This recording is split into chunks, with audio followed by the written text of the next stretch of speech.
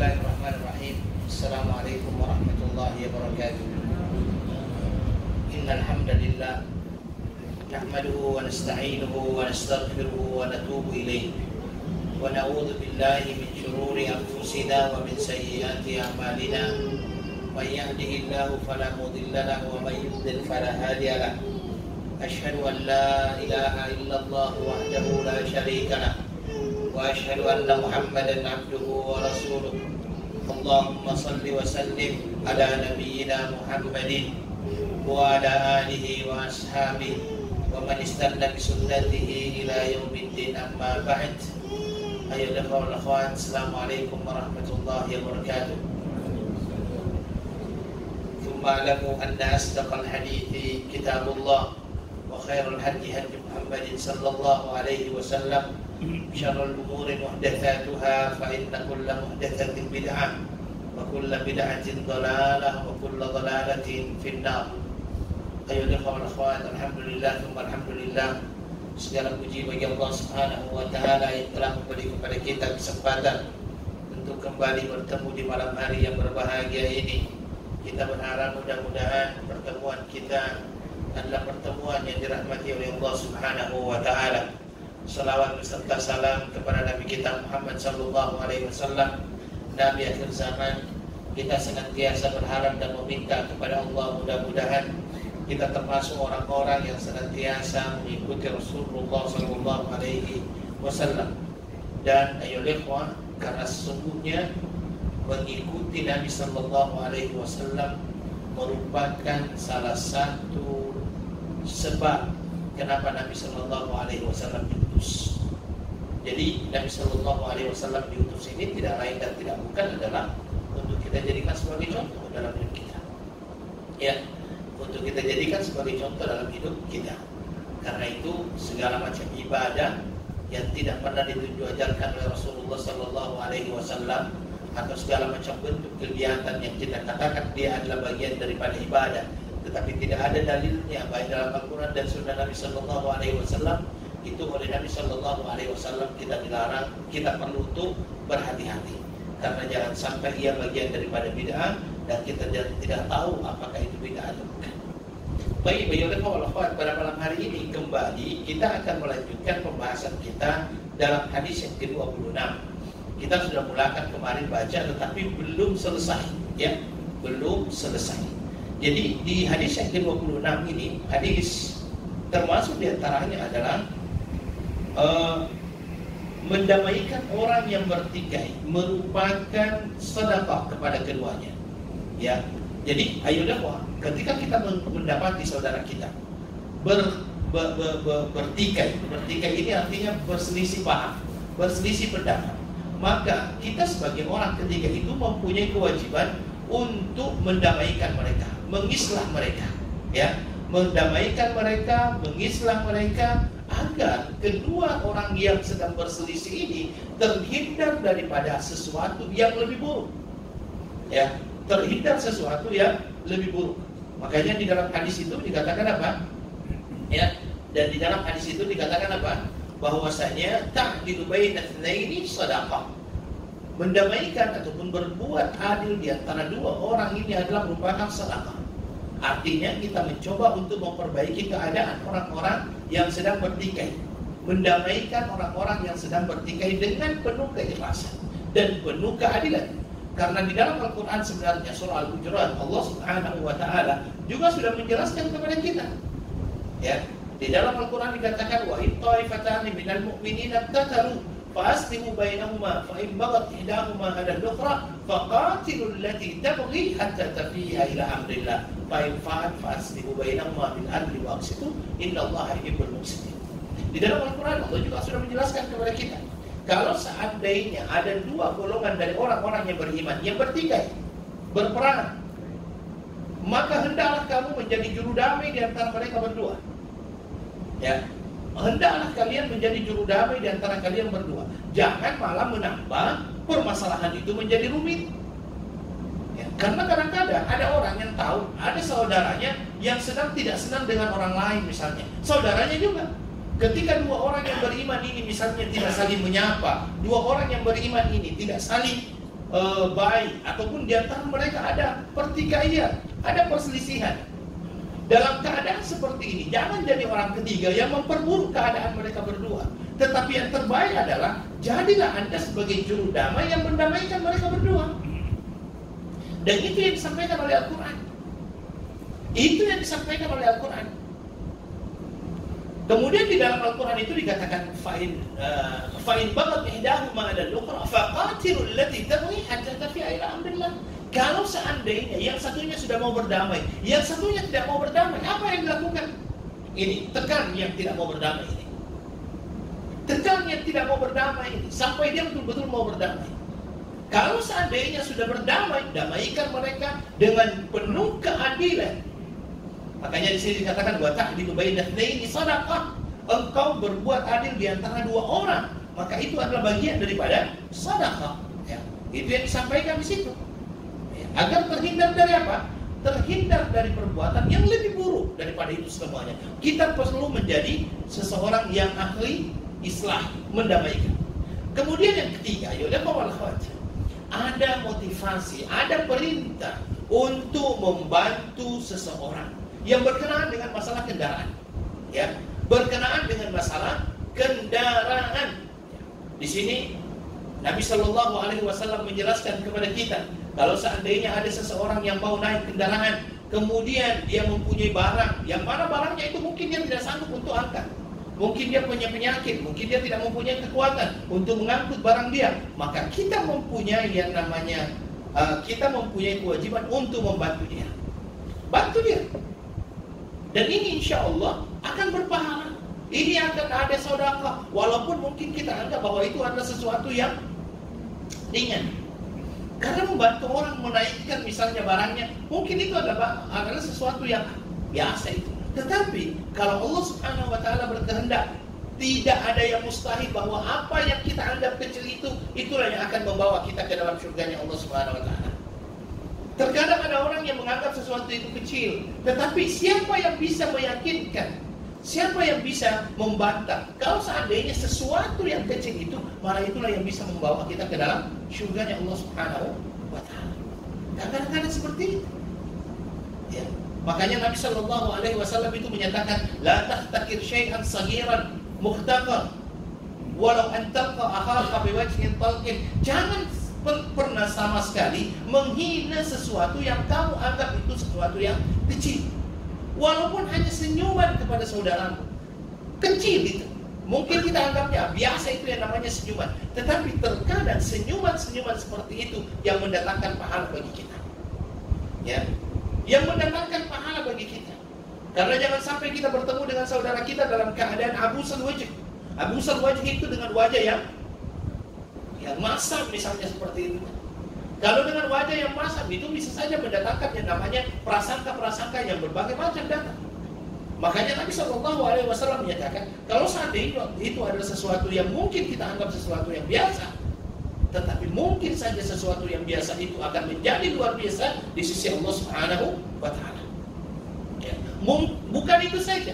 Kita membantu seseorang dalam kendaraan juga itu adalah merupakan bagian daripada sedekah. Maksudnya bagaimana? Anda keluar ini. Anda ketika keluar, Anda bawa kereta. Kemudian ketika Anda mau keluar, Anda bawa kereta, ada saudara kita yang sedang berjalan.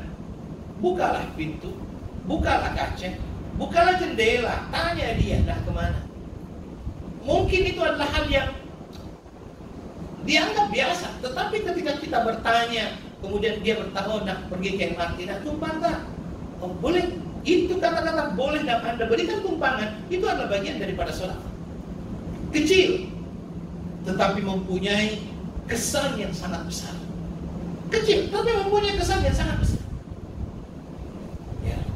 Karena mungkin saja ada orang yang memang sudah pernah jalan, tetapi dia tidak mempunyai kendaraan. Dan kalau seandainya dia harus mengambil yang namanya Grab atau apa misalnya kan, nah itu bayarannya lebih mahal juga. Tetapi mungkin dia sudah tidak mampu untuk berjalan. Ketika Anda bukakan yang namanya jendela, kemudian Anda bertanya, nak tumpang tak? Oh ya boleh. Anda berikan tumpangan satu, itu sudah mempunyai yang namanya pahala. Yang kedua, menggembirakan dia. bukankah memasukkan kegembiraan di dalam hati seorang muslim itu bagian daripada sedekah? Menggembirakan saudara kan adalah bagian daripada sedekah. 2. Jadi sudah 2 itu. Ya, mungkin adalah hal yang biasa-biasa, tapi itu Masya Allah hal biasa. Kemudian yang ketiga, dikarenakan mungkin saja dia kesulitan untuk pergi ke MRT, kaki sakit misalnya, atau yang lainnya. Ketiga, Anda sudah memudahkan hidup seseorang. Ketika Anda memudahkan hidup seseorang, Nabi Shallallahu Alaihi Wasallam itu pernah menyatakan yang memberikan kemudahan kepada seseorang di dunia, Allah akan memberikan kemudahan baginya di mana? Di akhirat. Kemudahan apa lagi yang kita inginkan kecuali kemudahan di akhirat? Ketika kita dikumpulkan oleh Allah Subhanahu wa taala di sebuah padang yang bernama padang mahsyar, di mana kita akan mempertanggungjawabkan segala apa yang kita perbuat, kemudian kita dimudahkan oleh Allah dikarenakan kita pernah memudahkan orang di dunia. Itu hal yang luar biasa sebenarnya. Mudah dianggap remeh, tetapi mungkin saja itu luar biasa di sisi Allah Subhanahu wa taala.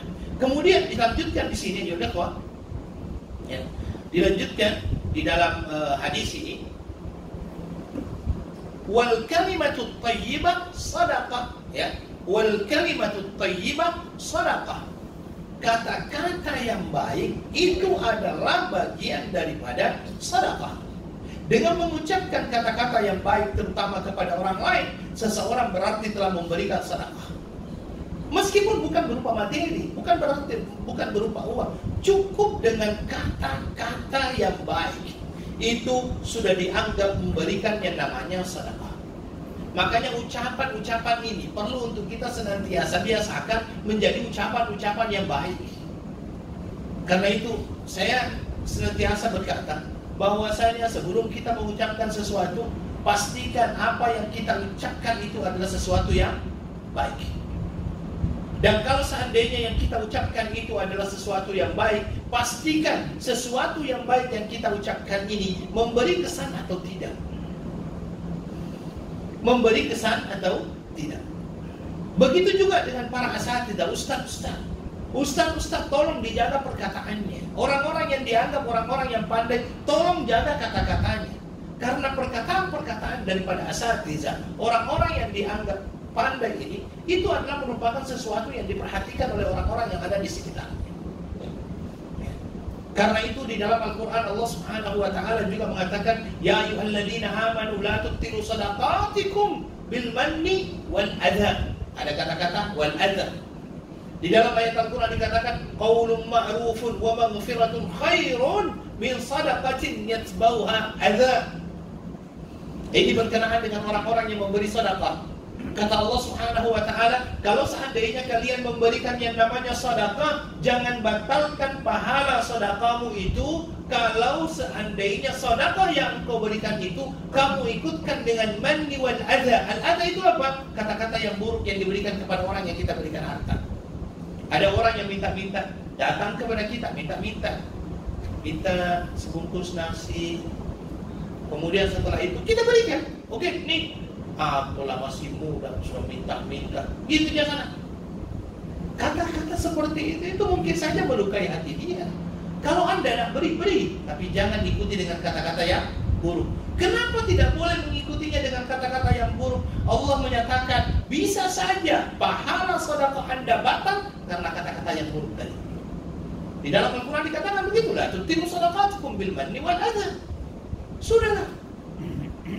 Makanya memberi itu jangan dibatalkan dengan apa? Al-manni wal adha kata Nabi. Kata Allah. Al-manni itu apa? Al-manni itu adalah orang yang memberi tapi mengharapkan balasan. Jadi sekarang saya bantu kau nanti kalau saya susah, you yang bantu saya. Nah, itu namanya manni. Apalagi kalau seandainya dia berharap bantuan yang lebih. Makanya di dalam Al-Quran dikatakan wala tamnun tastakthir wa li rabbika fasbir. Janganlah engkau memberi dengan mengharapkan banyak sekali kembalian. Ini kalau saya bantu ini, nanti dia bantu saya lebih banyak. Tak boleh. Itu di dalam Al-Quran sudah dinyatakan la tubtilu shadaqatikum bil manni wal adha. Begitu juga dengan perkataan yang buruk. Begitu juga dengan perkataan yang buruk. Perkataan yang buruk ini ayolah kawan, ini bisa menyakiti hati. Bahkan kadang-kadang pernah tidak ada orang yang berkata begini, saya lebih baik dipukul daripada dikata-katai. Itu menunjukkan apa? Itu orang mungkin dia masih mampu menahan sakitnya pukulan daripada sakitnya kata-kata. Adakah orang yang berkata demikian? Saya dalam hal ini lebih baik dipukul daripada dikatakan. Ada orang yang seperti ini. Karena terkadang kata-kata ini lebih menyakitkan daripada pukulan. Makanya di dalam sebuah perkataan orang Arab mereka mengatakan begini. Ya. Al-kalam yanfudhu ma la tanfudhuhul ibar. Yang dimaksud dengan perkataan ini kata orang Arab, perkataan itu mampu menembus sesuatu yang tidak akan pernah mampu ditembus oleh jarum sekalipun. Dia mampu menembus sesuatu yang tidak mampu ditembus oleh jarum. Dia bisa menembus hati, tapi tidak bisa ditembus oleh jarum. Makanya yaudah di dunia yang dipenuhi sekarang dengan media sosial, ketika kita ber-WhatsApp, mengeluarkan kata-kata di Facebook, hati-hati, karena semuanya akan dipertanggungjawabkan di hadapan Allah Subhanahu wa Ta'ala. Makanya kan ada orang yang mengatakan mulutmu harimaumu, jari-jarimu pun harimaumu. Mulutmu harimau yang akan kita pertanggungjawabkan segala sesuatunya di hadapan Allah Subhanahu wa Ta'ala nantinya. Hati-hati perkataan kita. Ya, hati-hati perkataan kita. Ini yang namanya lidah adalah lidah yang tidak bertuhan. Makanya ada seorang raja dulunya yang pernah meminta penasehatnya. Dia berkata kepada penasehatnya, kamu pergi ke pasar, belikan saya belikan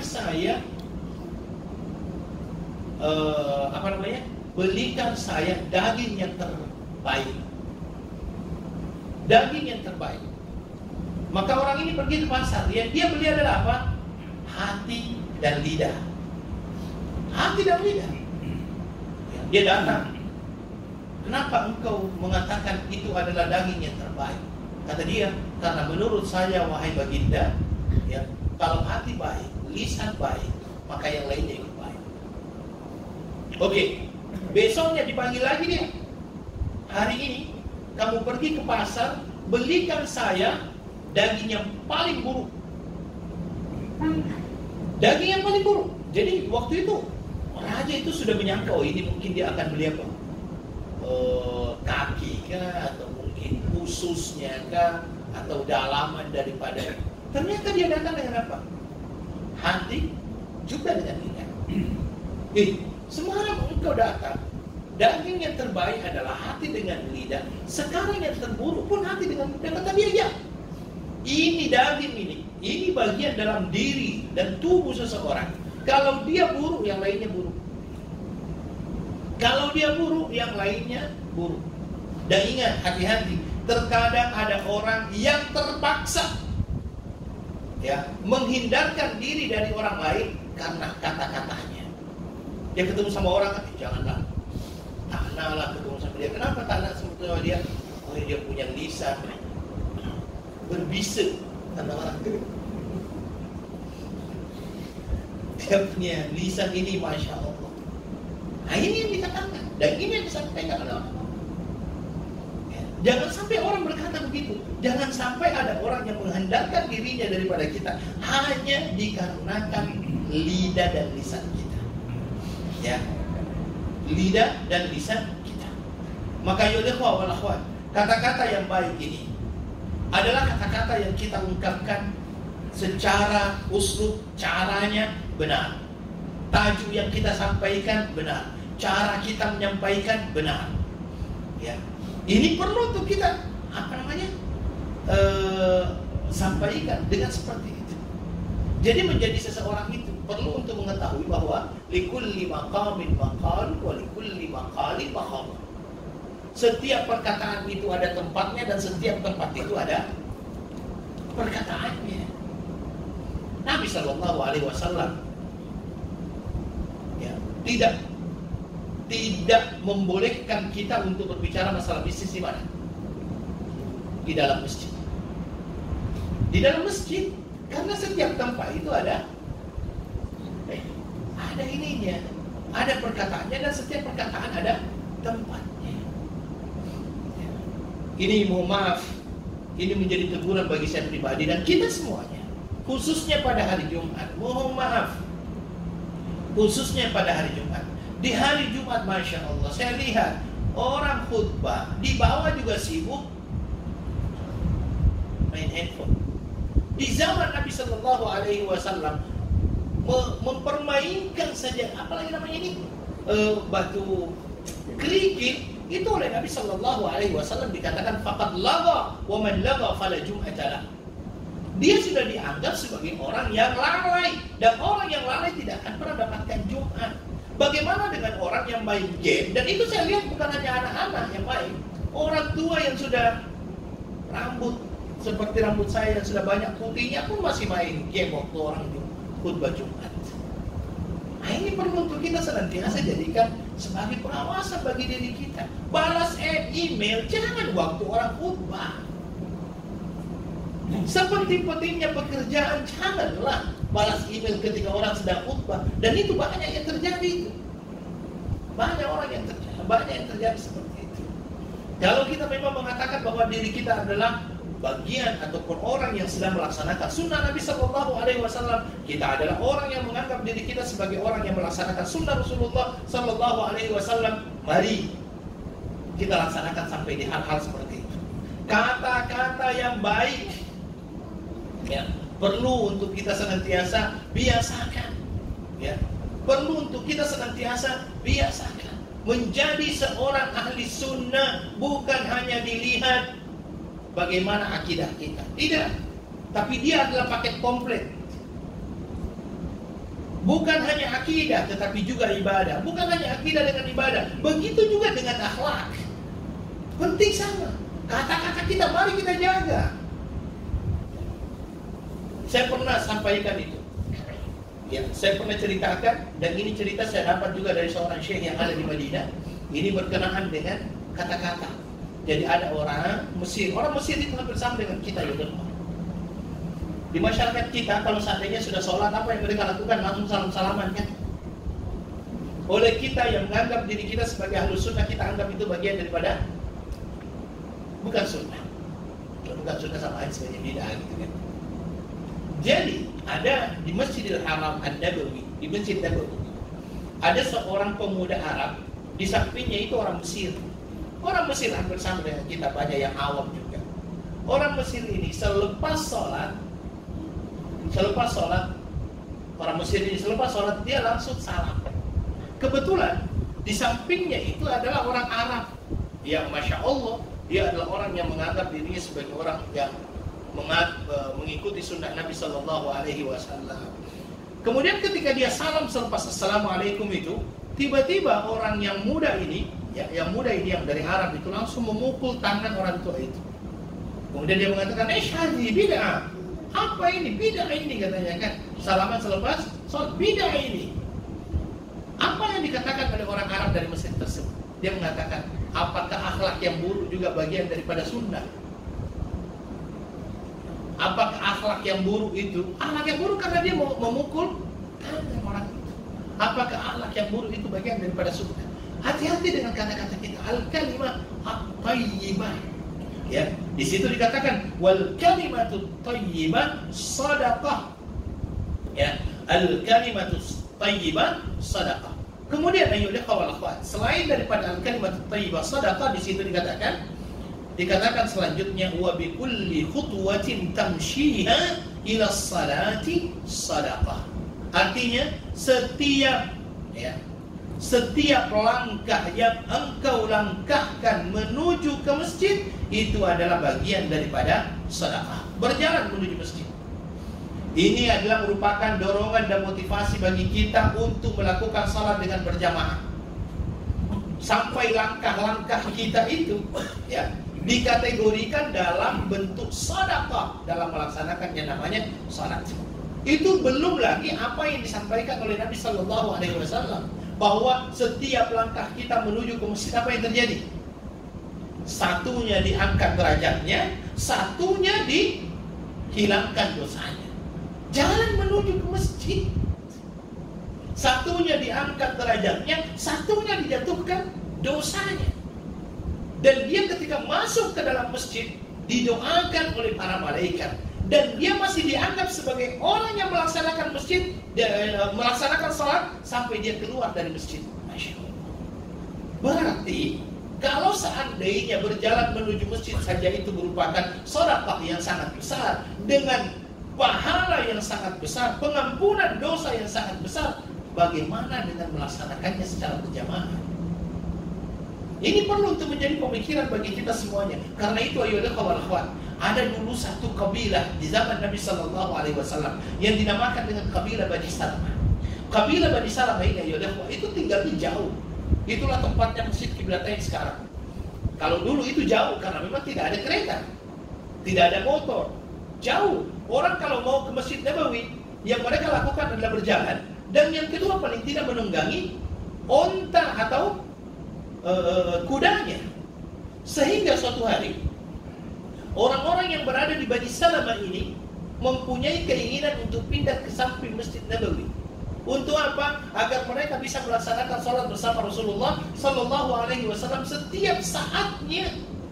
Terdengar berita itu oleh Nabi Sallallahu Alaihi Wasallam. Dia panggil Bani Salamah, kemudian Nabi berkata, saya dengar kalian akan pindah ke samping Masjid Nabawi. Kata mereka, ya Rasulullah, kenapa? Kata Nabi, agar kami bisa lebih dekat untuk melaksanakan sholat di Masjid Nabawi bersamamu ya Rasulullah. Kata Nabi, jangan, karena sesungguhnya setiap langkah yang engkau langkahkan itu adalah merupakan sedekah. Masya Allah, luar biasa, luar biasa. Makanya bagi kita-kita ini yang berada dari tempat yang sangat jauh, ya, kemudian berada di tempat ini, banyak pahala yang kita dapatkan. Ya, mudah-mudahan Allah Subhanahu wa taala menerima apa yang kita lakukan. Kemudian yang terakhir, ayolah kawan-kawan. Yang terakhir di situ dikatakan wa tumitul adza 'anit tariqi sadaqah, dan engkau menghindarkan seseorang, menyingkirkan sesuatu yang berbahaya di jalan, itu adalah bagian daripada sedekah. Ya. Yang dimaksud dengan adza di sini bukan hanya kerikil atau duri, tidak. Segala sesuatu yang bisa membahayakan orang yang ada di jalan itu adalah bagian daripada kata-kata al-adza. Anda jalan, di situ mungkin ada batu, Anda singkirkan batu itu, sedekah. Anda jalan, di situ ada kulit apa misalnya? Kulit pisang yang bisa menjadikan orang terpeleset, misalnya kan, Anda ambil itu, buang di tempatnya, sedekah. Ya, Anda lihat ada sesuatu yang menjadikan orang itu tercium bau yang tidak baik, Anda singkirkan, sedekah. Kenapa? Nabi SAW sedetil itu memberikan kepada kita pintu-pintu kebaikan untuk kita masuki. Itu kan pintu kebaikan. Dan ketika misalnya Anda balik dari sini, jalan, di tengah perjalanan tersebut Anda melihat ada, mohon maaf misalnya, ada tikus mati, tertabrak apa namanya? Ya, kereta misalnya. Apa yang akan kita lakukan dengan tikus mati itu? Ketika Anda mau singkirkan, itu adalah bagian daripada sedekah. Jangan pikirkan jijik apa, jangan pikirkan itu. Yang kita pikirkan adalah bahwasanya dengan menyingkirkan itu kita akan mendapatkan pahala di sisi Allah Subhanahu wa taala. Dan kita mengatakan bahwasanya jangan pernah meremehkan sesuatu yang dianggap sesuatu itu biasa-biasa saja. Karena mungkin saja yang biasa-biasa itu luar biasa di sisi Allah Subhanahu wa taala. Ini yang perlu untuk kita senantiasa motivasikan terhadap diri kita. Ya, membantu orang itu bagian daripada sedekah. Dan saya lihat, Masya Allah, sebenarnya kalau saya lihat di Singapura ini, memberi bantuan itu adalah hal yang luar biasa. Ya, teman-teman di Singapura ini, Masya Allah, membantu, mau memberikan bantuan itu, Masya Allah, luar biasa. Ini hampir sama saya lihat ketika saya berada di Madinah. Di Madinah itu sesuatu hal yang luar biasa pada waktu musim Ramadan. Waktu musim Ramadan kan, Masya Allah, yang pernah umrah di bulan Ramadan di sini ini, kalau di Madinah dan dinamakan dengan makanan itu, insya Allah kita tidak akan pernah kalau kan di seluruh masjid Madinah itu Nabawi itu penuh dengan makanan. Ada roti lah, ada jubna lah, ada laban tozi atau apa semuanya, masya Allah. Ini hal yang luar biasa sebenarnya. Ya, apalagi di negara-negara Arab ini saya mempunyai satu hal yang menarik dan baik di apa namanya, di orang Arab itu. Orang Arab itu di bulan Ramadan, masya Allah, hebat sekali mereka dalam bersedekah. Apa yang mereka lakukan ketika mereka di bulan Ramadan itu, segala macam pintu kebaikan mereka akan masuki.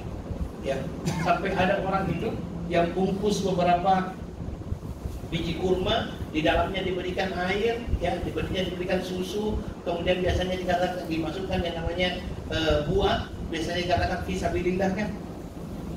Itu mungkin adalah hal yang kita anggap biasa, tapi itu bagi luar biasa bagi orang-orang yang datang umroh ke sana. Luar biasa. Makanya kita harus pandai untuk mempergunakan kesempatan ini. Wallahu ta'ala a'lam. Baik, kita ambil hadis yang ke-27 ya. Hadis yang ke-27 ini ada dua hadisnya sebenarnya.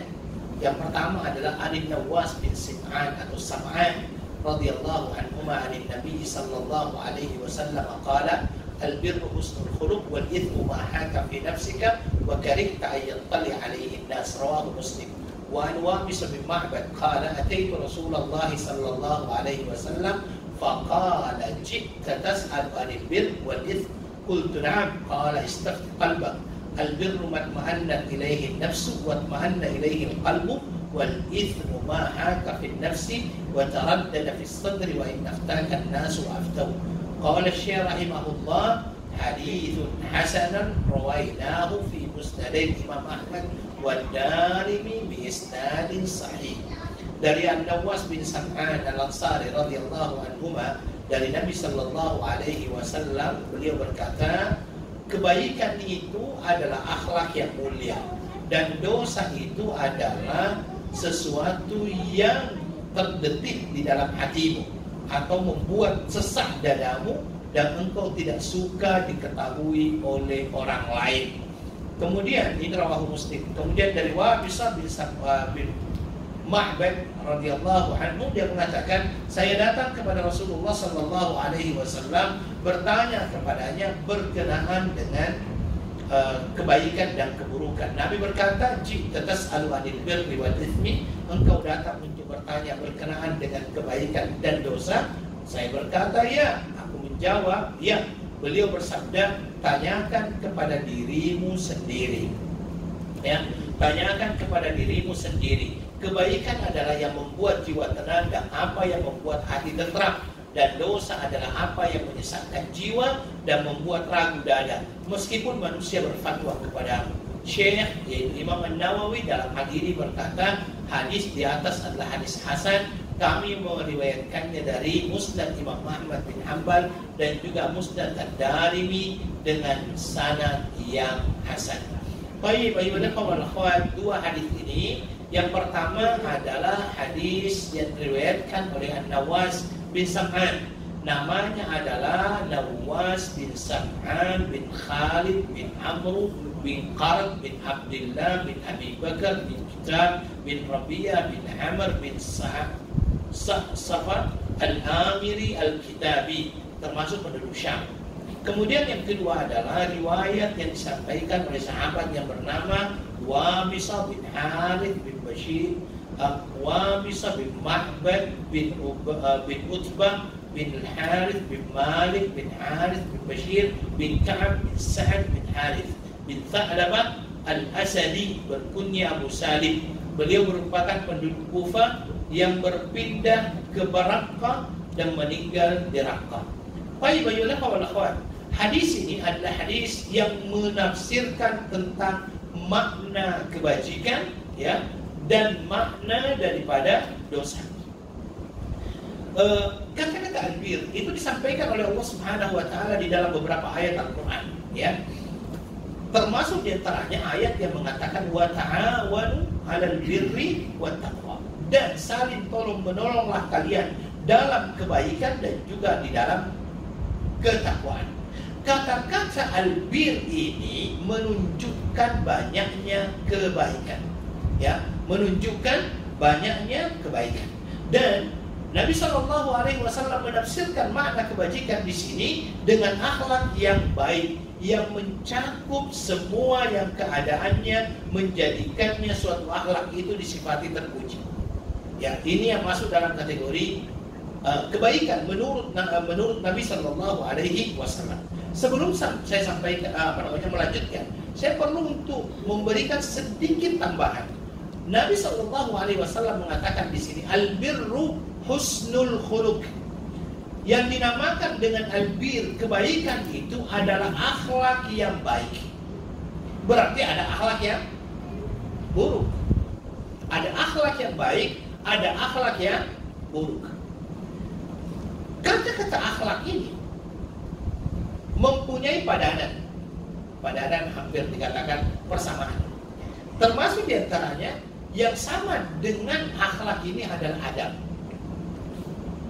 Termasuk yang dimaksud dalam kategori yang hampir sama dengan akhlak ini adalah kata-kata etika ya.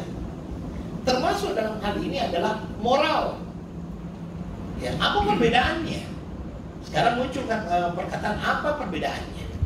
Ketika kita bercermin, apa doanya? Allahumma kama hassanta khalqi fahassin khuluqi. Ini ketika kita bercermin, artinya ya Allah, sebagaimana Engkau telah menjadikan ya bentukku ini sebagai bentuk yang terbaik, maka perbaiki juga akhlak. Ya. Nabi SAW menjelaskan, innama bu'ithu liutammima makarimal akhlak. Sesungguhnya saya diutus oleh Allah untuk menyempurnakan akhlak yang mulia. Perbedaan antara akhlak dengan adab, akhlak ini sumbernya agama, sedangkan adab itu bersumber daripada pendidikan. Ya, sumbernya daripada pendidikan. Kalau akhlak sumbernya daripada agama, syariah, ya. Sedangkan adab itu sumbernya daripada pendidikan. Makanya dari kata-kata adab muncul kata-kata tamadun. Ya, muncul kata-kata tamadun. Beradab itu setelah seseorang itu mempunyai yang namanya pendidikan, maka dia akan menghasilkan orang-orang yang beradab. Apakah semua orang yang beradab itu berakhlak? Tidak. Tidak semua orang yang beradab itu berakhlak. Kenapa? Karena hasil pendidikan seseorang berbeda antara satu dengan yang lainnya. Di Singapura ini Masya Allah banyak orang yang beradab. Buang sampah, Masya Allah.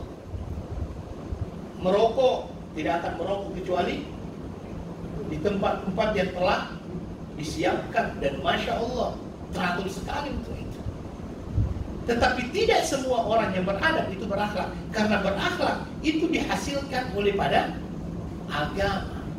Makanya akhlak itu dibagi-bagi nanti. Ada akhlak kepada Allah, ada akhlak kepada Rasulullah, ada akhlak kepada orang tua, ada akhlak kepada orang lain, ada akhlak kepada binatang sekalipun. Dan semua akhlak-akhlak ini bersumbernya dari agama. Tetapi kalau adab, dia adalah hasil dari sebuah pendidikan. Bagaimana cara Q yang baik itu dihasilkan daripada pendidikan.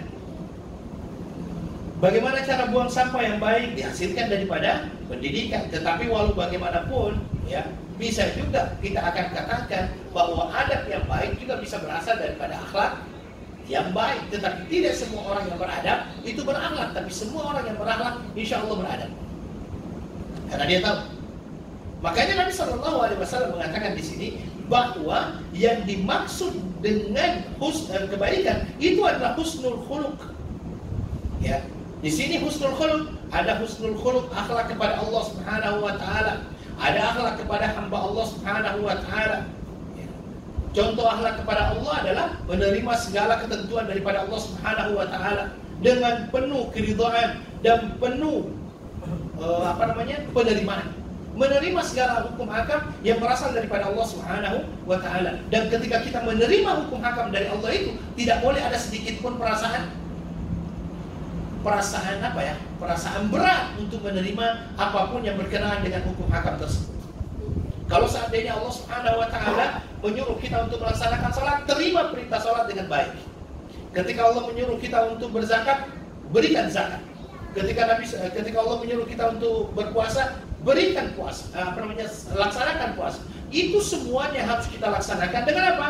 Dengan penuh kecintaan, penuh keridhaan. Penuh kecintaan, penuh keridhaan.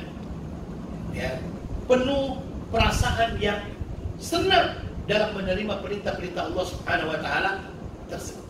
Inilah yang masuk dalam kategori albir, kebaikan, ataupun husnul khuluq, ya. Begitu juga dengan berakhlak kepada Allah berkenaan dengan takdir-takdir yang Allah takdirkan kepada manusia.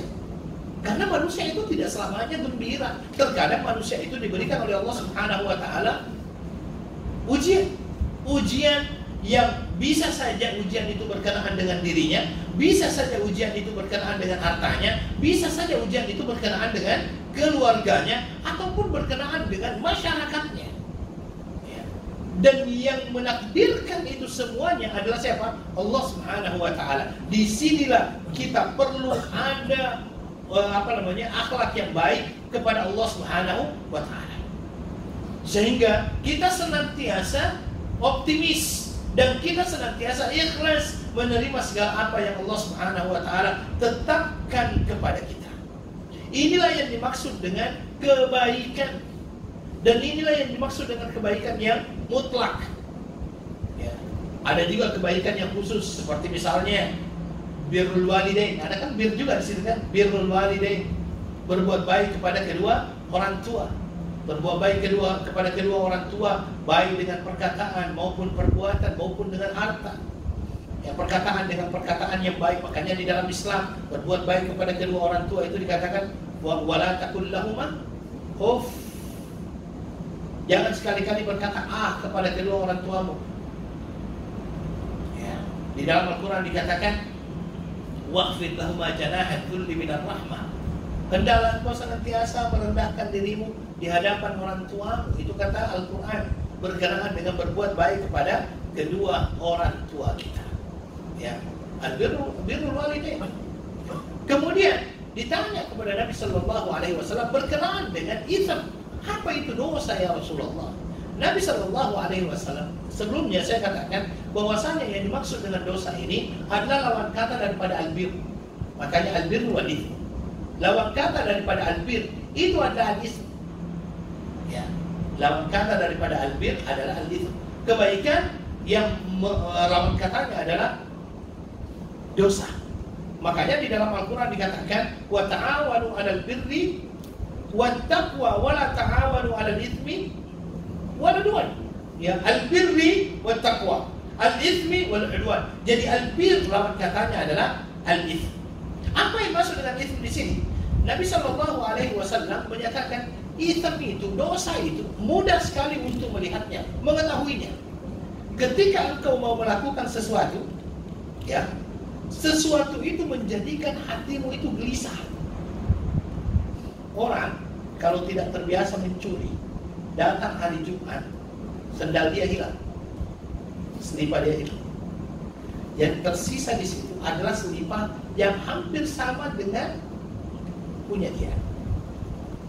Kira-kira orang tidak terbiasa melakukan dosa ya, mau mengambil itu, bertanya-tanya tak dalam hatinya?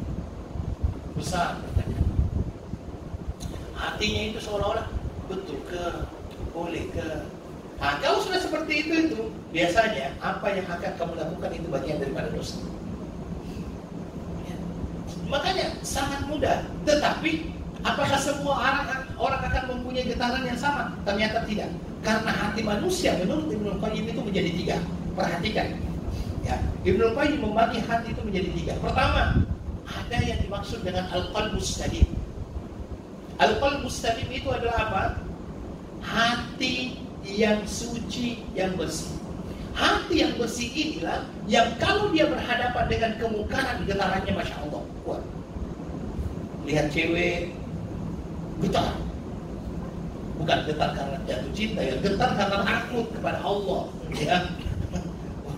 ya getar, takut kepada Allah, dia tundukkan pandangannya. Ini adalah bagian daripada hati yang bersih. Ya. Ketika dia mau mengambil sesuatu yang bukan punyanya, getar hatinya. Ini seolah-olah perasaan itu jangan lakukan. Seperti itu kadang-kadang kan. Ketika misalnya hati kita bergetarnya seperti itu, Masya Allah, bersyukurlah, itu menandakan bahwa hati kita masih menjadi hati yang baik. Kalau seseorang mau melakukan yang namanya dosa, kemudian hatinya bergetar seolah-olah tidak menerima, bersyukurlah bahwa hati kita masih hati yang baik. Hati yang kedua dinamakan dengan al-qalbus saqim.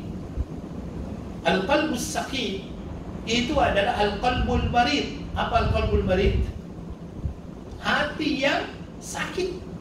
Itu di dalam Al-Quran dikatakan fi qulubihim marad fazadahumullahu marada. Ya, di dalam hati mereka itu ada sakit. Hati yang sakit itu persis sama dengan orang yang sakit. Orang sakit kalau diberikan apa makanan kesayangan kamu, kesukaan kamu apa? Oh, saya suka makan nasi lemak pagi-pagi. Tapi dia dalam keadaan sakit. Ketika dia diberikan nasi lemak tersebut, dia rasanya tak sedap. Kenapa? Karena dia dalam keadaan sakit. Hati yang sakit juga tidak bisa merasakan itu. Hati yang sakit itu tidak bisa merasakan itu. Tetapi dia masih mampu untuk menimbang-nimbang ini baik atau tidak. Tetapi hatinya getarannya kurang. Yang paling dahsyat adalah al-qalbul mayyit. Al-qalbul mayyit itu apa? Hati yang mati. Kalau hati yang sudah mati, kemungkaran bisa menjadi sesuatu kebaikan, yang baik bisa menjadi mungkar. Yang mungkar menjadi ma'ruf, yang ma'ruf menjadi mungkar. Itu kalau seandainya hati sudah mati. Melaksanakan yang namanya kemaksiatan itu sudah tidak pandang bulu lagi, siapapun di hadapannya tetap jalan yang namanya maksiat. Itu kalau hatinya sudah mati. Na'udzubillah itu tadi. Yang akan mendapatkan petunjuk daripada Allah itu siapa? Orang-orang yang hatinya masih bersih tadi itu. Dan hati yang bersih ini, ayyuhal wal akhwat, inilah yang akan memberikan yang namanya kegetaran ketika dia akan melakukan yang namanya kemaksiatan. Sebagaimana juga gemetar hatinya ketika mendengarkan disebut nama Allah Subhanahu wa taala. Wajilat qulubuhum wa idza tuliyat alaihim ayatuhu zadatuhum imana wa ala rabbihim yatawakkalun. Jadi ketika disebutkan nama Allah, bergetar hatinya. Dia takut kepada Allah Subhanahu wa taala. Dan saya kira ini banyak bagi orang-orang yang mempunyai hati yang suci dan bersih, itu kalau seandainya dia akan melakukan yang namanya kemaksiatan, hatinya itu bergetar. Hatinya itu bergetar. Maka kalau seandainya Anda tiba-tiba terdetik sesuatu ingin melakukan sebuah perbuatan-perbuatan yang buruk, tanyakan dulu kepada hati. Makanya di hadis yang kedua apa dikatakan di situ? Istafti qalbak. Istafti qalbak. Apa kata istafti qalbak? Tanya hatimu dulu. Kalau hatimu adalah hati yang baik, dia akan memberikan jawaban. Pernah nggak ada orang yang mengatakan hati kecil saya mengatakan begini? Kan seperti itu kadang-kadang kan? Ya. Hati kecil saya berkata demikian. Istafti qalbak. Tetapi hati-hati yang memberikan jawaban yang benar adalah hati-hati yang baik, bukan hati-hati yang buruk. Hati manusia insya Allah dia senantiasa akan memberikan motivasi untuk melakukan kebaikan. Karena itu seorang yang beriman, yang hatinya baik, suci, ini senantiasa menggerakkan dia untuk melakukan kebaikan sekaligus menghindarkan dirinya dari perbuatan-perbuatan yang dilarang oleh Allah Subhanahu wa taala. Muncul keraguan di dalam diri, stop. Ketika kita akan melakukan sesuatu, muncul keraguan dalam diri, stop sampai betul-betul yakin. Dan kadang-kadang muncul keraguan itu ini boleh atau tidak ya? Boleh atau tidak? Stop aja dulu. Makanya di dalam hadis dikatakan da'ma yadikum ila ma la yarimu. Tinggalkan sesuatu yang meragukanmu kepada sesuatu yang tidak meragukan. Makanya biasanya, tapi jangan juga terlalu berlebihan. Ya. Saya pernah membawa orang Arab ke Batam. Ini cerita, betul-betul saya membawa orang Arab ke Batam itu. Saya masuk ke dalam sebuah restoran. Sudah jelas-jelas yang punya restoran itu orang Muslim. Dan kita kalau seandainya yang Muslim mempunyai restoran, ya kita yakinlah bahwa insya Allah apa yang dia masak itu adalah halal. Ketika saya masuk di situ, dia bertanya, punya siapa ini? Saya bilang Muslim yang punya. Pertanyaan keduanya yang saya tak boleh angkat istilahnya. Dia bilang apa? Ini ayam yang kita makan ini, siapa yang sembelih? Aduh, saya bilang ini kalau yang sembelih juga kita harus cari tahu siapa orangnya ini. Tidak makan-makan kita di sini. Ya. Makanya kita yakinkan di dalam diri kita, insya Allah. Yang kalau seandainya di dalam hatinya ada sesuatu, insya Allah itu adalah merupakan hal yang akan membawa dia kepada kebaikan. Tetapi jangan juga suka bermain-main dengan yang namanya syubhat. Ya, makanya di dalam hadis dikatakan wa ma waqa'a fi syubhati waqa'a fil haram. Orang yang bermain-main dengan sesuatu yang syubhat, lama kelamaan dia akan masuk ke dalam sesuatu yang haram. Ya, lama kelamaan dia akan masuk ke dalam hal yang haram, padahal dia tidak pernah tahu bagaimana dia masuk ke dalam sesuatu yang haram tersebut. Jadi yang jelasnya di dalam hadis ini Nabi Shallallahu Alaihi Wasallam menjelaskan kepada kita tentang kebaikan. Kebaikan itu adalah husnul khuluq, akhlak yang baik. Hadis yang keduanya mengatakan apa? Matma'annat ilaihi qalbu wa matma'annat ilaihi nafsu. Perbuatan yang baik menenangkan jiwa. Perbuatan yang baik menenangkan hati. Orang kalau mau bersedekah hatinya tenang tidak? Ya, orang kalau mau melaksanakan sholat hatinya tenang tidak? Ya. Ya. Tapi kalau belum sholat apa yang terjadi? Gelisah. Itu dikarenakan mengakhirkan sholat bagian daripada dosa. Begitu aja.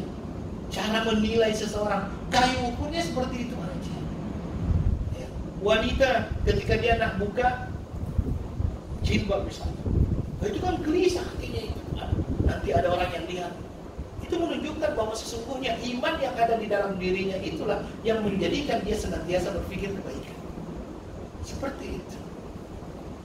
Ketika kita berada di hadapan orang, tiba-tiba lihat ada mangganya orang ini. Aduh, ini sudah masak mangga ini.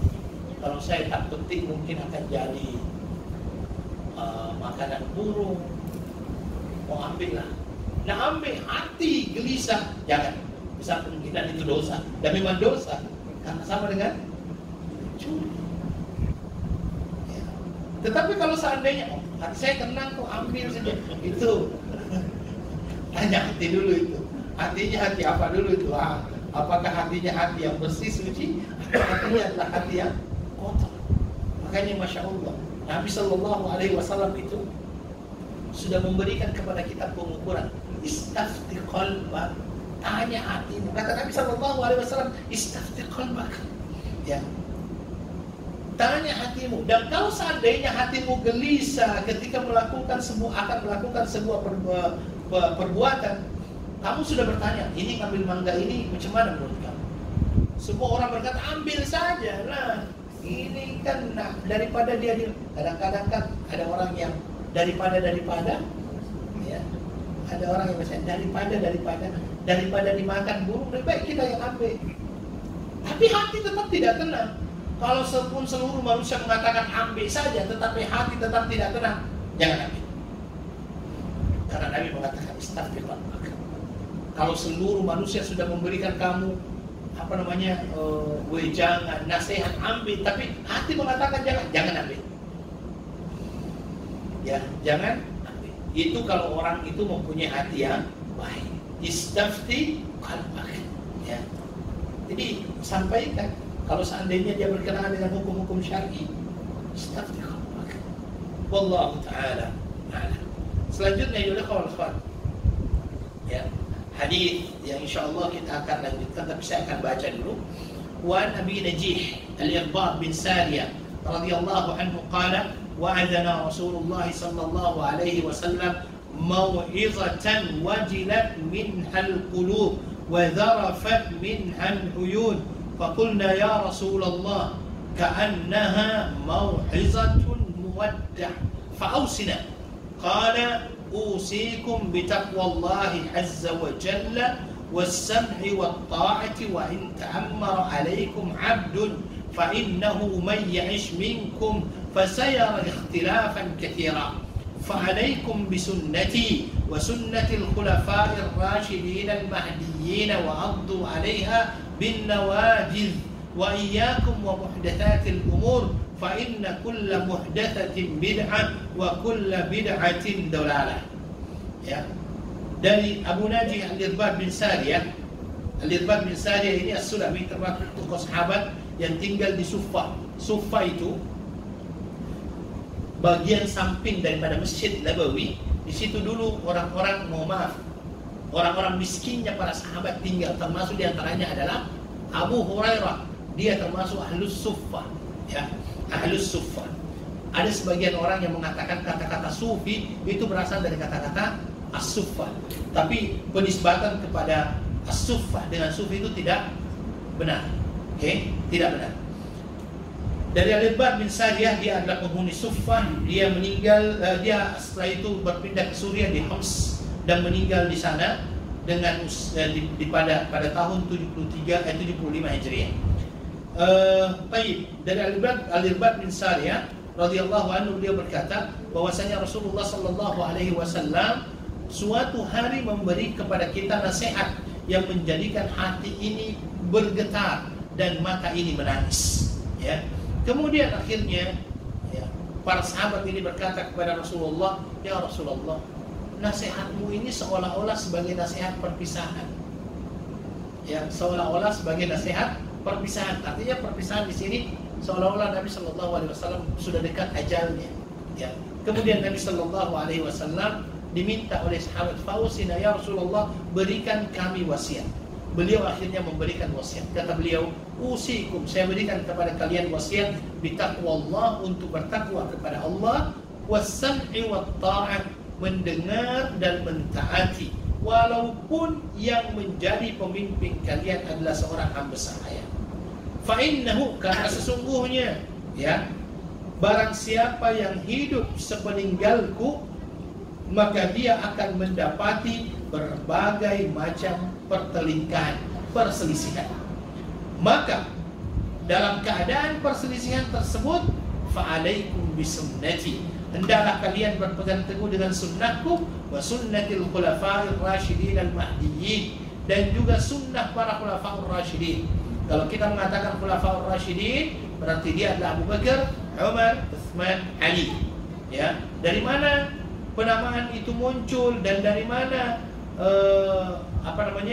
kita mengatakan bahwa hanya 4 orang ini yang masuk dalam kategori khulafa'ur rasyidin? Karena Nabi mengatakan al-khilafatul rasyidah 30 aman, bahwasanya khilafah kepemimpinan yang rasyidah itu adalah 30 tahun.